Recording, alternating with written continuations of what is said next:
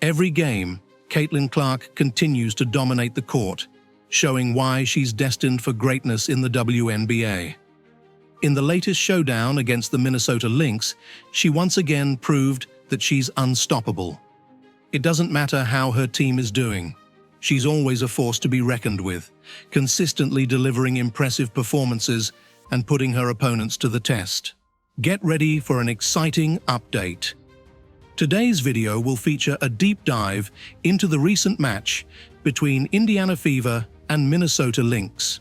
We will be discussing the stellar performances of each player with a special focus on the incredible showings by Caitlin Clark and Napheesa Collier. You won't want to miss this. Before we get started, I want to stress how much we appreciate your support. Subscribing to the channel means you'll be the first to get our latest updates. Also, please take a moment to like this video and hit the bell icon so you'll always know when we have new content to share. Your support truly means a lot to us. Let's get started. Caitlin Clark played in a game in Minnesota on Saturday, but unfortunately, her team, the Indiana Fever, lost to the Minnesota Lynx, who secured a 90-80 victory. This marks the 6th consecutive win for the Lynx. Despite this, Clark had a strong performance, scoring 23 points. This was the 13th time this season that she has scored at least 20 points in a game.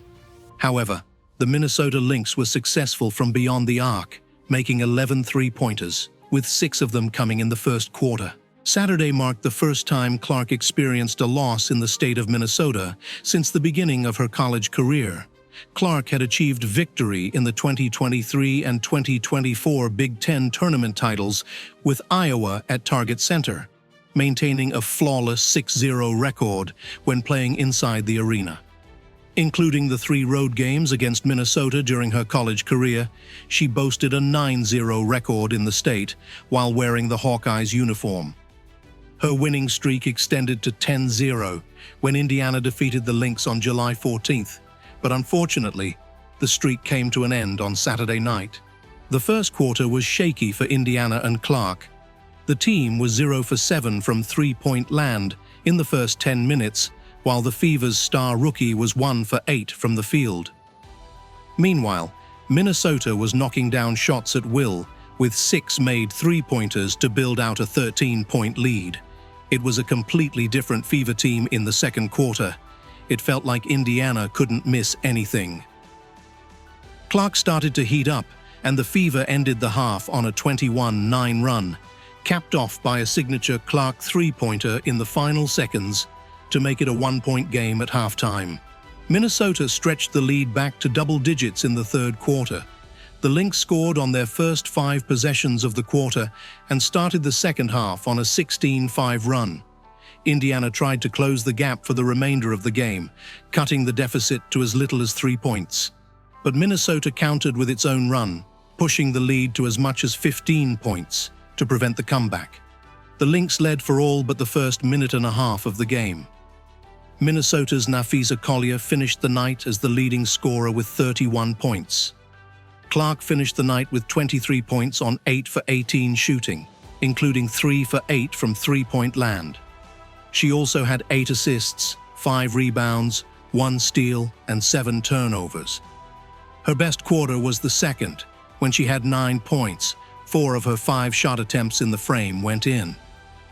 Before discussing the player performances of the Indiana Fever, I'd like to delve into the detailed performance of Minnesota's Napheesa Collier. Napheesa Collier's performance was nothing short of exceptional, demonstrating her ability to dominate on the court in multiple facets of the game. Playing 35 minutes and 9 seconds, she was a powerhouse for her team, showcasing both endurance and skill. Her shooting was incredibly efficient, as she made 12 out of 18 field goal attempts, translating to an impressive 66.7% shooting accuracy. This high shooting percentage highlights her ability to find and create high-percentage shots, often finishing with a finesse that left defenders scrambling. Although her three-point shooting was not as strong, hitting just 1 of 4 attempts for 25%, Collier's ability to score in other areas more than compensated for this slight dip in long-range accuracy. Her aggression in attacking the basket is evident from her frequent trips to the free throw line, where she attempted 11 shots.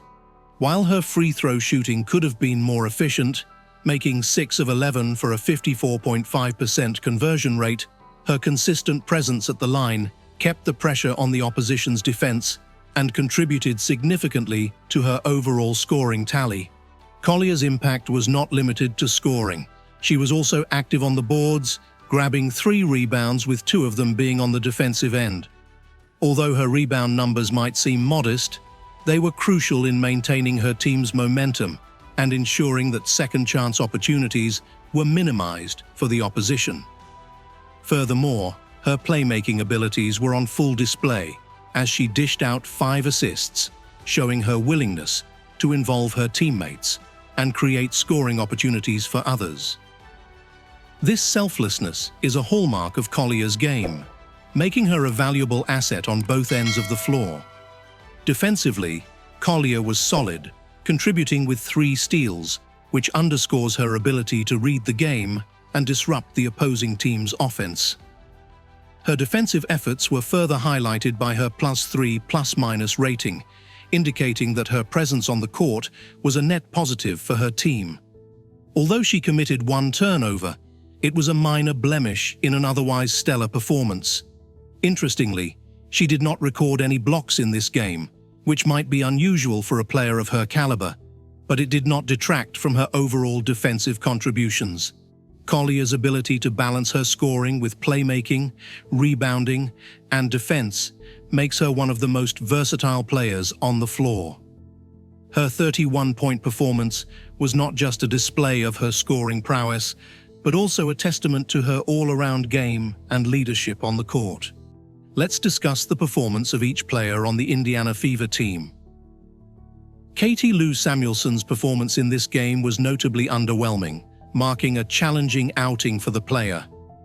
In the 14 minutes and 20 seconds she spent on the court, Samuelson struggled to find her rhythm, failing to score any points.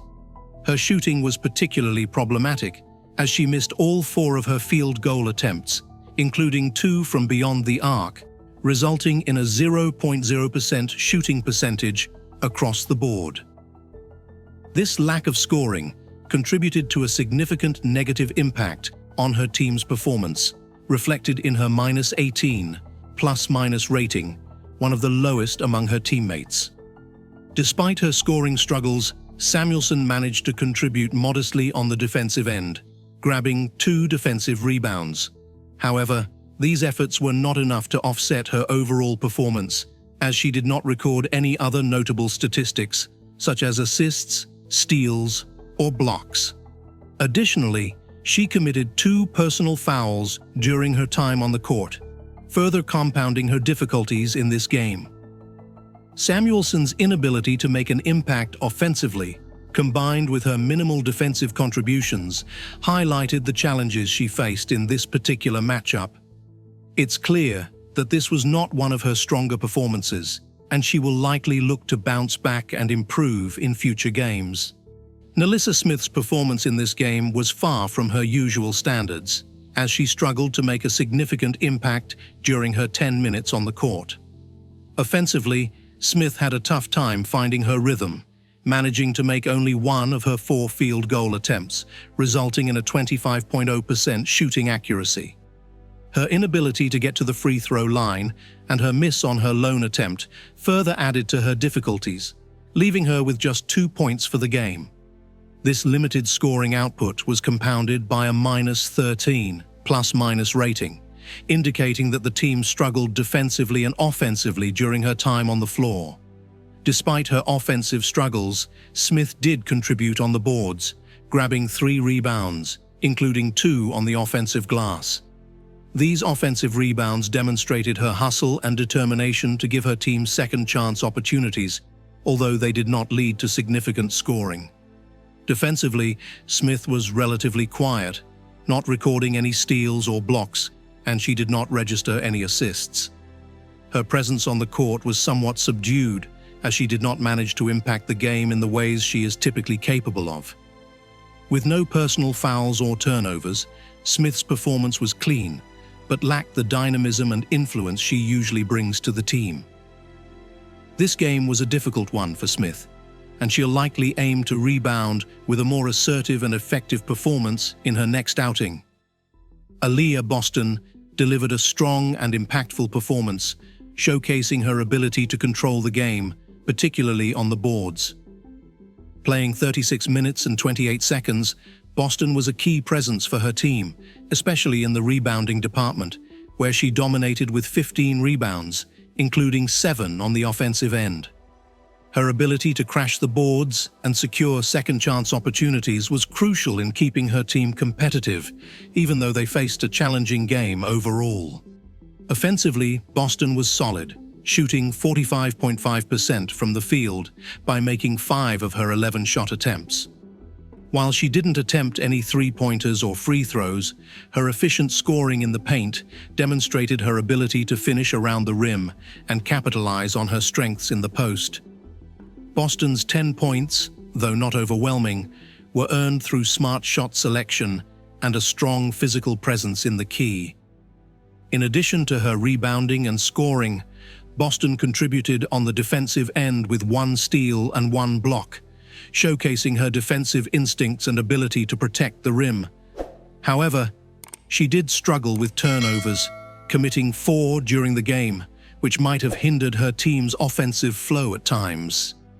Despite these turnovers, her overall impact remained significant, as indicated by her playing time and the trust her coaches placed in her to anchor both the offense and defense. Boston's performance was further highlighted by her ability to play through physicality, as evidenced by the 3 personal fouls she committed while still maintaining a high level of play. Her contributions on both ends of the floor, particularly in rebounding and interior defense, made her one of the standout players for her team, even though the game ended with a challenging outcome for her side. Boston's combination of scoring, rebounding, and defense underscores her value as a central figure in the team's lineup, and her performance in this game was a testament to her consistency and reliability on the court. Kelsey Mitchell had a standout performance, demonstrating her scoring prowess and offensive leadership throughout the game. Playing 34 minutes and 25 seconds, Mitchell was a critical offensive force for her team, finishing with 21 points, making her one of the top scorers in the game. Her ability to create her own shot and score from various positions on the court was evident, as she made 8 of her 17 field goal attempts, resulting in a solid 47.1% shooting percentage. Mitchell's scoring versatility was also on display, as she knocked down 2 of her 10 three-point attempts.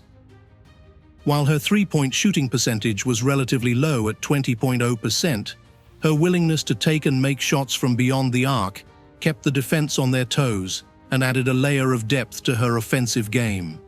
Mitchell was flawless from the free throw line, hitting all 3 of her attempts, which underscored her reliability in crucial moments and her ability to capitalize on scoring opportunities. Despite her offensive contributions, her plus-minus rating of -17 reflected the overall struggles of her team during her time on the court, particularly on the defensive end, where they faced challenges containing the opposition. In addition to her scoring, Mitchell contributed in other areas as well. She grabbed 4 rebounds, with 2 coming on the defensive end, which showed her willingness to fight for possession and contribute beyond just scoring. Her playmaking abilities were also on display, as she dished out 3 assists, helping to facilitate the offense and involve her teammates. Defensively, she added 2 steals, highlighting her active hands and ability to disrupt the opposing team's offense. However, Mitchell's performance wasn't without its flaws.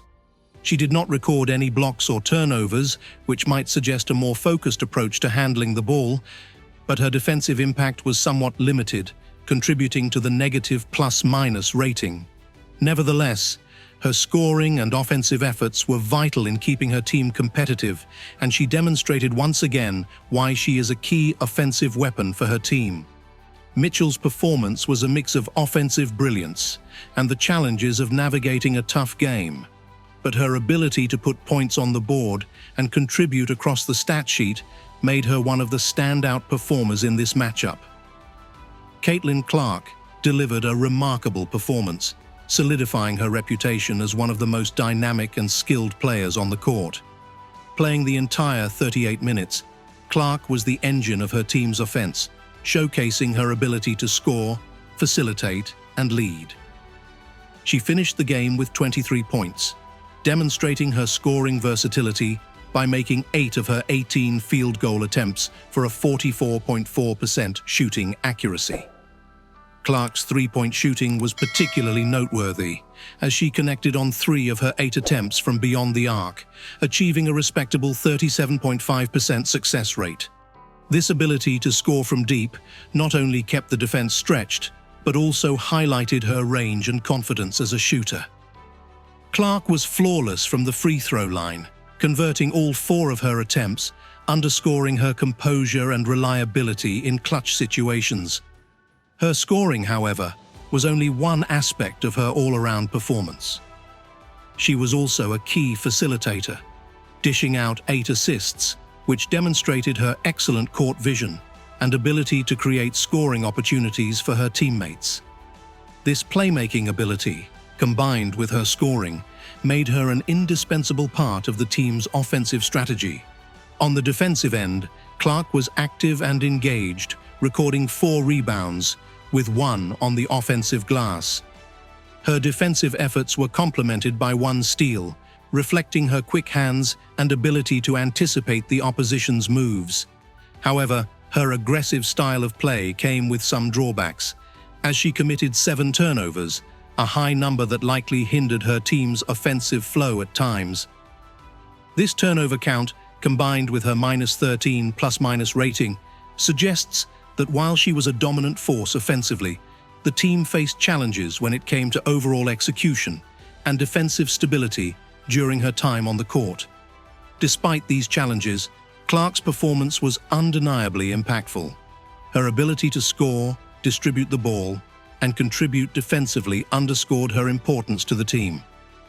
Even in a game where she faced difficulties with turnovers, Clark's leadership, endurance, and skill set made her one of the standout players. Her ability to consistently perform at a high level, even in tough games, is a testament to her talent and determination, and her 23-point outing was yet another example of why she is considered one of the top players in the league. Temi Fagbenle had a solid, if understated, performance in her 16 minutes and 11 seconds on the court. While she wasn't the primary focus of the offense, Fagbenle made the most of her opportunities, scoring 4 points on 2 of 4 shooting from the field, resulting in a respectable 50.0% field goal percentage. Though she only took 4 shots, her efficiency with the limited attempts highlighted her ability to contribute effectively when called upon. Fagbenle's presence on the boards was a key part of her performance, as she grabbed 5 rebounds, with 2 on the offensive end and 3 on the defensive side. These rebounds were crucial in both limiting the opposition's second-chance opportunities and providing her team with additional possessions. Her work on the glass demonstrated her physicality and commitment to doing the dirty work that often goes unnoticed but is vital for team success. Despite her solid rebounding and efficient shooting, Fagbenle's impact was somewhat limited in other areas. She didn't record any assists, blocks, or steals, and her contributions were largely confined to scoring and rebounding. Additionally, she committed 1 turnover and 1 personal foul, which, while not alarming, did slightly detract from her overall performance. Fagbenle's plus-minus rating of -7 indicates that while she was on the floor, her team struggled slightly more than they succeeded, but this shouldn't overshadow her individual efforts. Her ability to come off the bench and provide quality minutes, particularly in terms of rebounding and efficient scoring, was valuable for her team. While she may not have had a standout performance in terms of flashy stats, Fagbenle's role as a steady and reliable contributor was evident in her play. She provided her team with necessary support, particularly in the paint, and demonstrated that she can be counted on to make smart, effective plays when needed. Lexi Hull delivered an impressive performance, making a significant impact in her 25 minutes and 40 seconds on the court. Hull was highly efficient on the offensive end, scoring 10 points on 4 of 5 shooting from the field, resulting in an outstanding 80.0% field goal percentage. Her sharp shooting included a strong showing from beyond the arc, where she made 2 of her 3 three-point attempts, translating to a 66.7% success rate. Hull's ability to score efficiently with minimal shot attempts highlighted her offensive prowess and ability to contribute effectively within the flow of the game. Although she did not get to the free throw line, her scoring from the field was crucial in providing her team with a reliable offensive option. Beyond her scoring, Hull also contributed on the defensive side, grabbing 2 rebounds, both on the defensive end. While these numbers might not seem overwhelming, they indicate her involvement and willingness to do the work necessary to secure possessions for her team. Defensively, Hull played with discipline and focus, committing no personal fouls, which allowed her to stay on the court and continue contributing without putting her team at a disadvantage. However, she did commit 1 turnover, a minor blemish in an otherwise clean performance. Hull did not record any assists, steals, or blocks, suggesting that her primary role in this game was to provide scoring and support on defense, which she accomplished effectively. Her plus-minus rating of +8 further underscores her positive impact on the game, indicating that her team performed well during her time on the floor. Hull's ability to come in and make the most of her minutes with efficient shooting and solid defense made her a valuable asset in this game. She demonstrated that she can be a reliable contributor, capable of making key plays when the opportunity arises. Overall, Hull's performance was a testament to her ability to play smart, efficient basketball, providing her team with exactly what they needed when she was on the court. Damaris Dantas had a performance that combined moments of efficiency with areas for improvement. In her 17 minutes and 21 seconds on the court, Dantas scored 8 points, shooting 40.0% from the field by making 4 of her 10 attempts. While her shooting percentage was solid, it included a challenging day from three-point range, where she missed all 5 of her attempts. This struggle from beyond the arc was a notable aspect of her performance, as her usual effectiveness from three-point territory was not evident in this game. Dantas contributed significantly in other areas, notably in rebounding. She collected 3 rebounds, with 1 coming on the offensive end, demonstrating her ability to contribute on the boards and provide her team with additional possessions.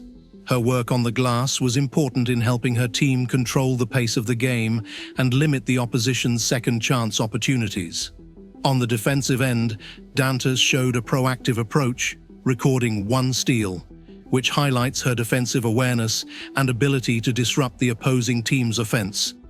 She also managed 2 assists, reflecting her capability to facilitate plays and involve her teammates in the offensive flow. However, she did commit 2 personal fouls and had no blocks, indicating that while she was active, there were moments where she needed to improve her defensive positioning. Dantas's plus-minus rating of +10 suggests that her presence on the court was beneficial for her team, contributing positively to their overall performance. Her ability to score, rebound, and contribute defensively was valuable, even though her three-point shooting and some defensive lapses were areas of concern.